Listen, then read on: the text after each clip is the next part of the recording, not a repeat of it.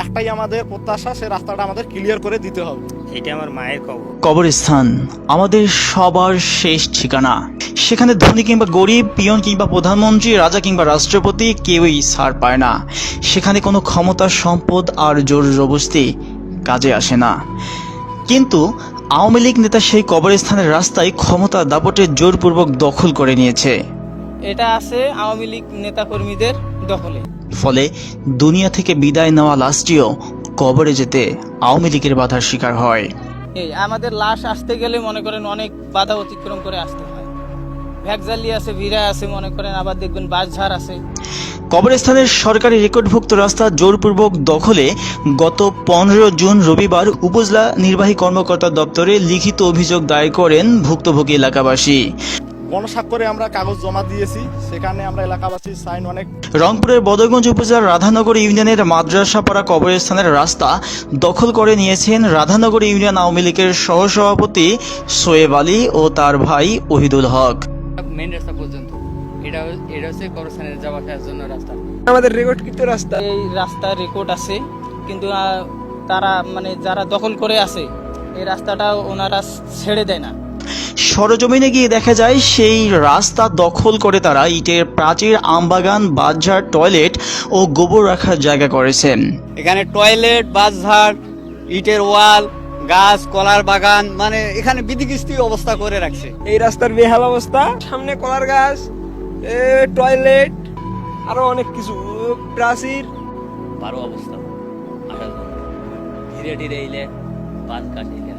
এই রাস্তাটা কাগজে আছে কিন্তু বাস্তবতায় নাই। সামনে একটা দেওয়া আছে ইটের প্রাচীর, রাস্তার মাঝখানে টয়লেট আছে, ভেক্সি আছে, এক কথায় গাছ, মানে আসার জন্য যত বাধার প্রয়োজন সেখানে তত কিছুই আছে। এলাকাবাসী জানান 90-এর ভূমি রেকর্ড অনুযায়ী এটি কবরস্থানের 10 ফিট প্রস্থের সরকারি রাস্তা।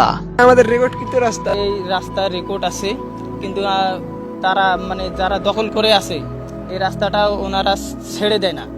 বিগত আওয়ামী লীগের স্বৈরশাসনের আমলে আওয়ামী লীগের নেতা জোরপূর্বক ইটের প্রাচীর নির্মাণ করে। সে সময় এলাকার লোকজন ঐক্যবদ্ধ হয়ে প্রতিবাদ করলেও এই আওয়ামী লীগ নেতার কাছে সকলের চেষ্টা হার মানে। সেফটির জন্য একটা বেড়া দিয়েছি, নেট দিয়েছি, তারা আমার নামে যায় অভিযোগ দিয়েছে, তাদেরকে মানে ভয়ভীতি দেখায়। এরপর একের পর এক বাগান, বাঁশঝাড় করতে থাকে আওয়ামী লীগ নেতা ও তার সাঙ্গপাঙ্গরা। এর বিরুদ্ধে একাধিক প্রতিবাদ করলেও এলাকাবাসী ব্যর্থ হন আওয়ামী শাসনতন্ত্রের কাছে। সেই আওয়ামী লীগের পতন হওয়ার পর এলাকাবাসী আবারও এক হয়েছে কবরস্থানের রাস্তা উদ্ধার করতে।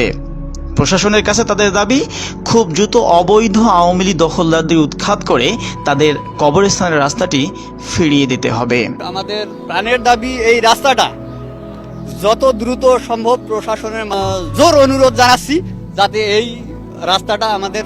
আমরা প্রশাসনের কাছে আবেদন করি বা আশা করি, হ্যাঁ আওয়ামী লীগ নেতাকর্মীদের হাত থেকে যেন এই রাস্তাটা আমরা ছাড় পাই। এখন আমরা শীঘ্রই চাই যে রাস্তাটা যেন আমাদের রেকর্ডকৃত, যেহেতু আমাদের কবরস্থানের রাস্তা, এলাকাবাসী যেহেতু এখানে আসতে হয় মৃত্যুর পরে, সেই রাস্তাটা আমরা খুব শীঘ্রই রাজনৈতিক মুক্ত একটা রাস্তা করতে চাই। কবরস্থানে আওয়ামী লীগের কোনো জোর জবরদস্তি চলবে না। প্রয়োজনে আওয়ামী লীগকে কবরস্থ করব আমরা।